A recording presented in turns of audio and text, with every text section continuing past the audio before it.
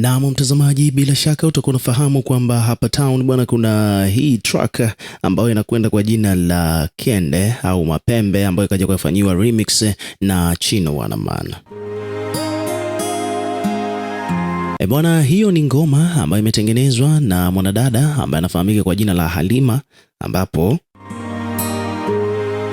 bidada huyo bwana tokea atoe hiyo nyimbo moja kwa moja amepata umaarufu mkubwa na watu wengi sana wakawa wanamuita Ali Makende, kutokana na kwamba katika hiyo ngoma bwana alikuwa anaimba sana kuhusiana na mambo hayo ya makende na vitu vingine kama hivyo. Ni nyimbo fulani hivi za aina ya mduara, mambo ya kibao kata, na hiyo ndio shughuli ambayo amekuwa akiifanya kwa miaka mingi.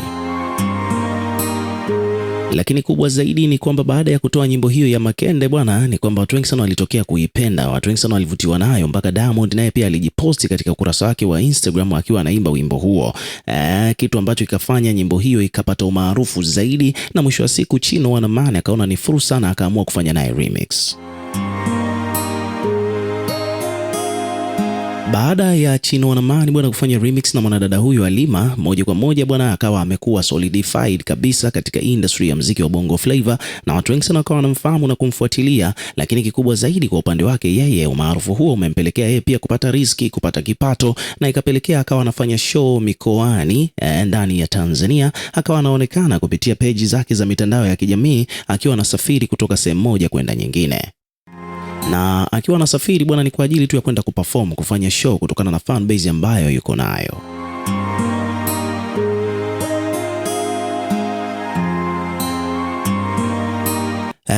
Baada ya ngoma hiyo ya Kende kwenda viral, ni kwamba watu wengi sana wakawa wanasubiri kuona kwamba je, next atakuja na nyimbo gani, na hicho ndo kitu ambacho watu walikuwa wametuliza akili zao kuweza kusikiliza kwamba atakuja na nyimbo ya aina gani. Sasa jambo ambalo tukamwona akiwa yuko studio, actually akiwa anafanya kazi nyingine, na watu wakawa wanasubiri kwamba ni nyimbo gani, lakini kuna baadhi ya vipande vya videos ambazo zimekuwa zikisambaa mitandaoni akiwa anasikika bidada huyo Ali Makende akiwa anaimba wimbo mwingine tena, ambao huu bwana ulikuwa ni matusi moja kwa moja, tofauti na ule wimbo wa Kende, kwa sababu Kende inafahamika kwamba ni jina ambalo lipo la kibiolojia la baadhi ya maeneo ya mwili kwa upande wa wanaume.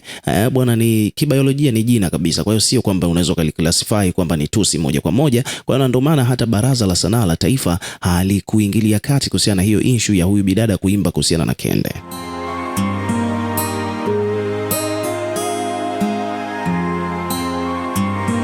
Lakini this time around bwana alichokuja kukiimba sasa hivi bwana imekuwa kidogo ni tofauti kabisa na ile ya mwanzo, japokuwa zinafanana, lakini hii sasa ni kama vile amevuka mipaka, na jambo hili limepelekea Baraza la Sanaa la Taifa BASATA kuingilia kati na kumfungia bidada huyu, kwani alichokiimba sasa hivi bwana imekuwa ni too much, imekuwa kama vile ni disrespect, amevunja maadili, ni mmomonyoko wa hali ya juu, kwani ukizingatia kwamba hizi nyimbo huaga zinaenda viral, na zikiendaga viral huaga zinafanya mpaka watoto wadogo nao pia wanaimba nyimbo za namna hii. Kwa hiyo hii bwana inaonekana kwamba itachochea kwa kiasi kikubwa swala zima la mmomonyoko wa maadili. Kwa hiyo Baraza la Sanaa la Taifa limeingilia kati hilo swala haraka sana kwa ajili ya kumzuia bidada huyu kuendelea kufanya kazi za kimuziki, kutokana na baadhi ya watu ambao walikuwa tayari wameshapeleka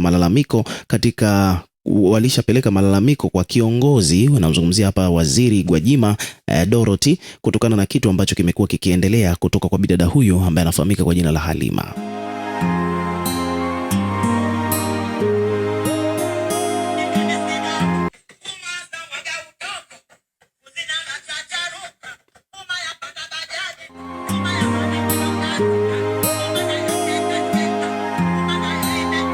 So kutokana na nyimbo ambayo ni mpya ambayo huyu bidada ameifanya bwana, kiukweli watu wengi sana wamekuja wakalalamika kwamba hii haijakaa sawa, hili swala haliko vizuri, inabidi serikali iingilie. Kwa mfano hapa kuna bidada anaitwa kuna bidada hapa amekuja akaposti akaandika kwamba bwana, ndugu zangu msilie BASATA wanafanya kazi yao. Umeona bwana BASATA wanafanya kazi yao. Wanasema kwamba ukifanya vitu vya ajabu kama hivi ujue kabisa kwamba hii ni nchi ya Tanzania na ina sheria, ndugu zangu, maana ilikuwa over kweli kweli. BASATA wameshafanya maamuzi na ni jambo la kumshukuru Mungu pia vile vile, wameupiga mwingi mno. Kuna mtu hapa amekuja wamekuja kupongeza Baraza la Sanaa kwa hiki walichokifanya, kwa maamuzi walioyafanya, kama vile watu walikuwa wamejiachia mno, kiasi kwamba unaimba nyimbo ambazo zinaonekana kabisa ni matusi tena ya waziwazi.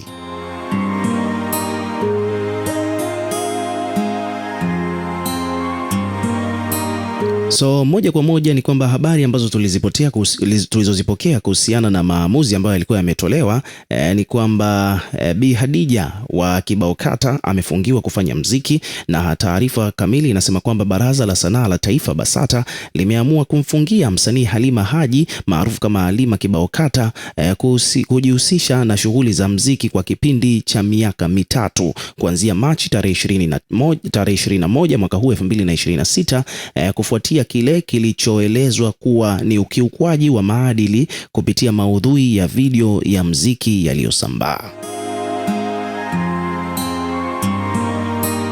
Sasa kwa mujibu wa taarifa rasmi ya BASATA, hatua hiyo imechukuliwa baada ya tathmini ya kina na kubaini kuwa video hiyo ina maudhui yanayodaiwa kukiuka maadili ya Kitanzania, ikiwemo matumizi ya lugha chafu ya matusi na maneno ya kudhalilisha hadhira pamoja na kuathiri heshima ya jamii. Lakini pia vile mbali na hilo ni kwamba Baraza la Sanaa limeeleza kuwa msanii huyo amekuwa akijihusisha na shughuli za sanaa bila kusajiliwa rasmi, jambo ambalo pia ni kinyume cha taratibu na kanuni zinazohusiana na sekta ya sanaa nchini. Pia kutokana na makosa hayo, Halima ametakiwa kuondoa mara moja video husika kwenye majukwaa yote ya mitandao ya kijamii, na pia vile kulipa faini ya shilingi milioni 3 ndani ya siku 14 kuanzia tarehe ya kutolewa kwa adhabu hiyo.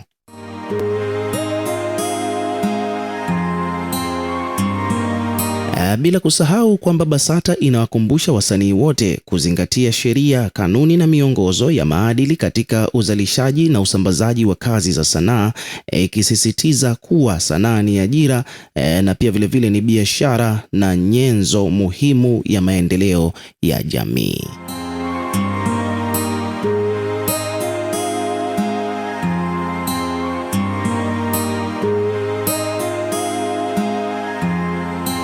Naam, so hivyo ndivyo mambo yalivyo.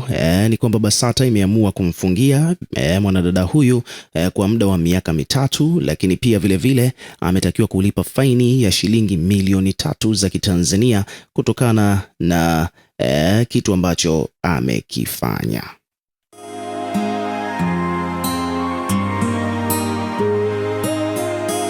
Na wadau pia wametokea kuipongeza serikali. Kwa mfano hapa kuna mtu hapa ameandika kwamba hakika elimu ni jambo muhimu sana. Bibi huyu bwana alikuwa amejipatia umaarufu hivi karibuni, huenda familia yake ilianza kufaidi matunda, ila lugha yake chafu imemponza. Nadhani wasanii wawe makini, wafanye kazi wakitambua kuwa sheria ipo na inawatazama.